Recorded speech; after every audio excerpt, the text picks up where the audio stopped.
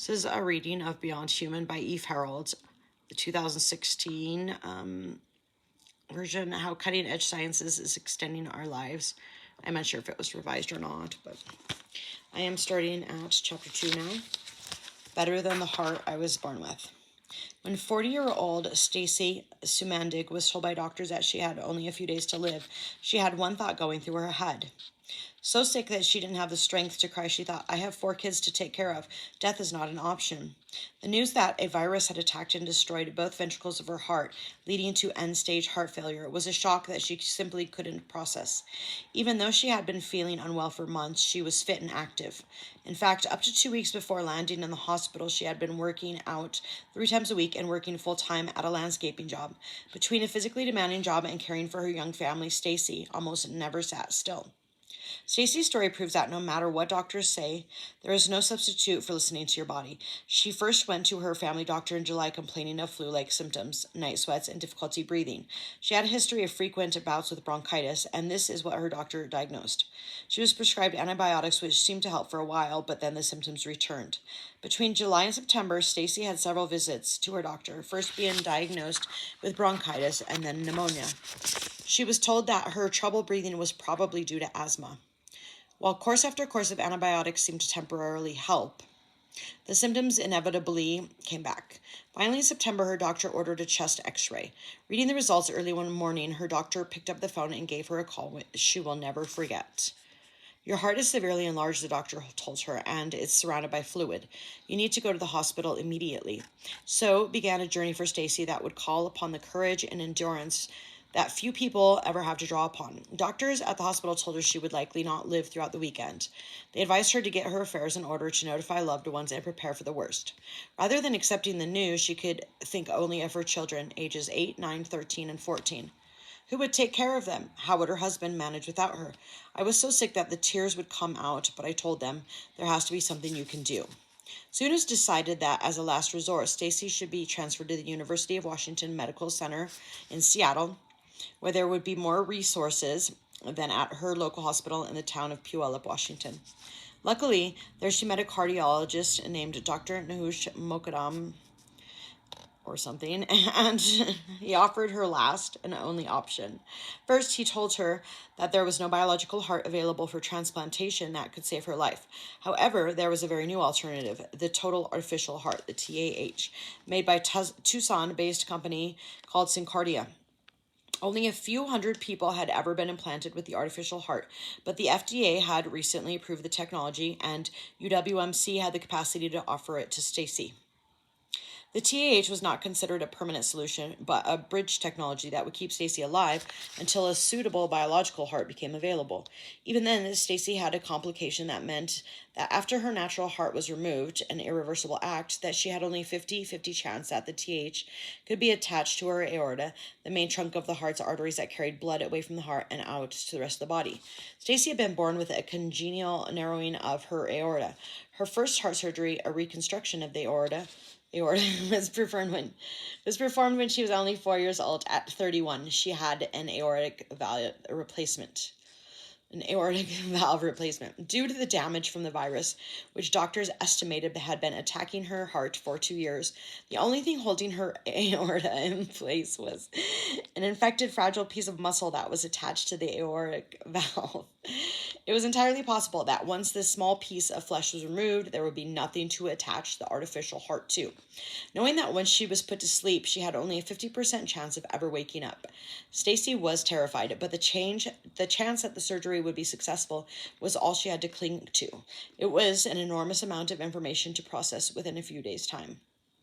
The idea of having a totally artificial heart was more than a little unsettling, but thinking of her children, she agreed to go through with the operation. It turned out that one of the effects of Stacy's long-term heart failure actually improved her chances of a successful implant. According to Dr. Mogadam, when he removed her heart, rather than consisting of the firm, elastic muscle that characterizes a healthy heart. Her heart was so soft and mushy that it just slipped through his hands. Eey. It was also dramatically enlarged, and as a result, it had enlarged her chest cavity as well.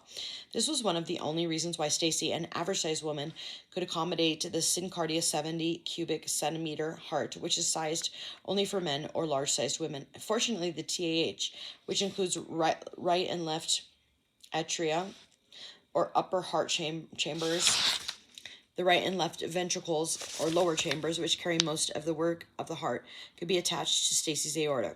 By then, Stacy's vital organs had begun to fail due to the lack of blood flow, and her lungs collapsed during surgery.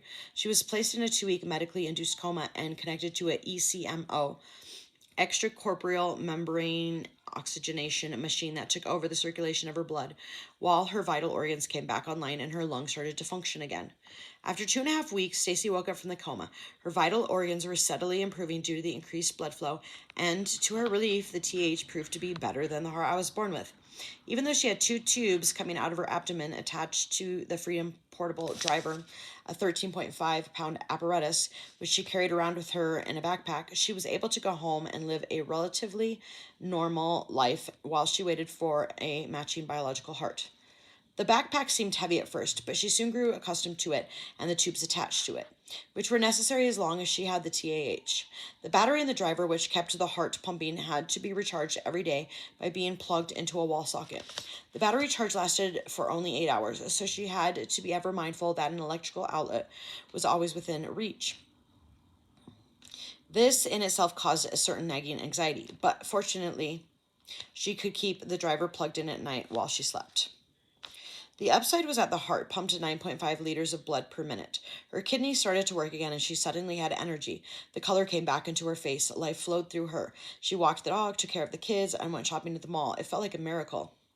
Not everyone responded to Stacy's condition with sensitivity. People tend to stare at her with a heavy backpack and the tubes that led from her backpack into her abdomen, and some of them asked rude, obnoxious questions. The heart had the audible sound of an amplified heartbeat. Stacy quickly got used to it, but not everyone tolerated it. When she was well enough, she and her family went to church, and a church they had attended before the surgery, a church with a sign outside that said, "Come as you are." After attending one service, the pastor told her that the sound of her heart was bothering some of the other parishioners, and he told her not to come back. Stacy and her husband could hardly believe it, but they agreed not to return. Wow.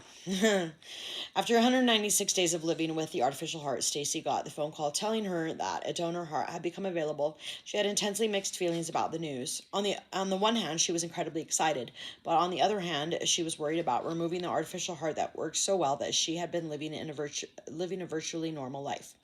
What if her body rejected the biological heart? With the TAH, rejection was not an issue. She had to take medications to avoid blood clots, but having a donor heart would mean having to take lifelong drugs to suppress her immune system, a process that carries serious risks. The immunosuppressant drugs meant that a simple infection could potentially take her life. She went through with a biological heart transplant, and today Stacy is an active, healthy, full-time mom. She has to have regular biopsies to monitor for rejection of her new heart, and she was recently surprised to learn that she was actually experiencing mild rejection, surprised because she feels so well. Her cardiologist told her that those who experience mild rejection soon after a heart transplant actually tend to do the best in the long run. But she takes nothing for granted. She has no doubt about her priorities. "I got what I wanted, which was to be here with my family," she says. Stacy is one of approximately 1,200 patients to be implanted with Citiocardia's 70cc artificial heart. Although a large heart is approved by the FDA as a bridge to transplant, Syncardia has now created a 50cc heart suitable for women and adolescents, and has obtained FDA approval to explore the use of the smaller heart as a destination therapy, meaning that the implant would be permanent. No one yet knows how long the TH can last, but the technology is evolving at an incredible rate. The trend towards miniaturization continues, and a 30cc artificial heart is now in development that performs just as well as the larger versions. In spite of the overwhelming success of the TAH, there are a few drawbacks. Patients must have an open incision with 2 tubes the size of small garden hoses extended from their abdomen to their driver. Then there is the need to recharge the driver on a daily basis, plus the inconvenience of carrying the backpack at all times. All of these issues pale in comparison when the alternative is death, but the technology is moving quickly towards a more advanced end product. A small, completely self-enclosed artificial heart with a long life battery implanted under the skin, which eliminates the portable driver and um, obviates the need for an open incision. Obliviates. The potential market for artificial hearts is huge. Heart disease is the #1 killer of both men and women, and biological hearts are extremely scarce. Many people today die of heart disease when they are otherwise healthy. With a durable, dependable artificial heart, who knows how long their lives could be extended? To obtain a physician's perspective on the artificial heart, I spoke with the pioneering heart-lung transplant surgeon Mark Plunkett, MD, who implanted 3 TAHs as chief of cardiothoracic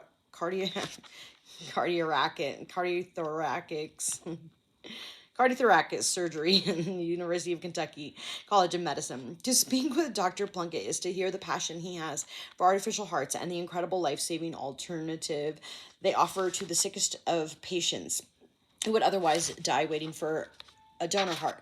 While at UK, Dr. Plunkett pushed to have medical center invest nearly $1 million to become equipped to offer the TAH to patients. A specialist in pediatric transplants, he has since accepted the position at the University of Florida and the Congenital Heart Center at Shands Children's Hospital in Gainesville, Florida. Dr. Plunkett knew from the earliest childhood what he wanted to do with his life. Growing up in a small town on Maryland's eastern shore, he was only 7 or 8 years old when he started telling people that he wanted to be a surgeon. He remembers vividly how in 1967, when he was only 7 years old, the world's first human-to-human heart transplant was performed by South African Dr. Christian Barnard. The recipient, 53-year-old Louis Washkansky, lived only 18 days until complications took his life. The transplant Wait, where was I?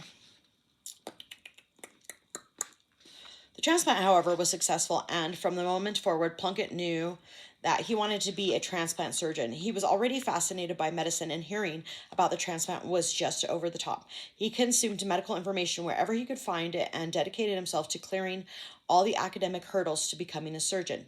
The farther along he got in his studies, the better he felt about his choice, and after an internship at Duke University Medical Center and a fellowship at UCLA Medical Center, he began performing heart and lung transplants on people of all ages, including children.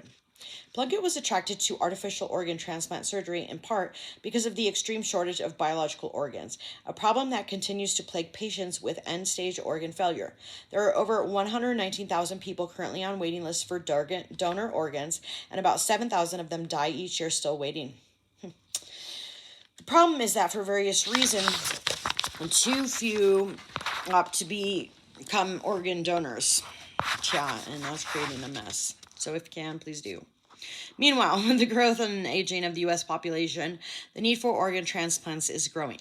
Additionally, the average heart transplant only lasts 12 to 15 years before rejection and heart failure necessitate another transplant. This may not be such a problem in elderly people who may die of other causes before their heart fails, but for pediatric patients, it means that children must go through multiple heart transplants in a lifetime, and each time their transplant gives out, they are faced with a dire shortage of compatible hearts.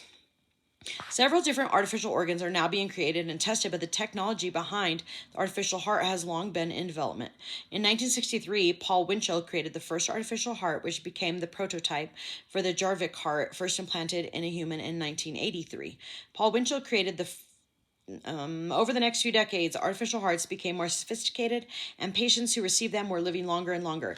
In Dr. Plunkett's words, the biotech industry is exploding with gadgets, and doctors have to look carefully for the ones that prove safe and effective. He is excited about the Syncardia total artificial heart, especially about the future prospects of a smaller, totally enclosed hearts that could be lifetime therapy for children and adolescents, a prospect that he believes is just around the corner.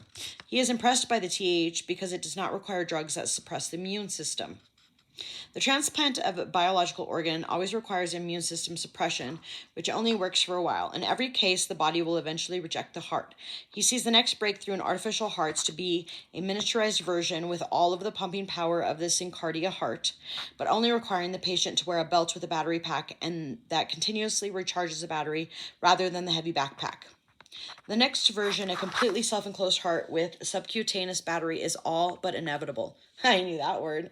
Dang it. I thought I was going to get through this chapter in 15 minutes, And that's why I was reading really, really fast. And so I guess I've got to make another video, keeping them under 15 minutes.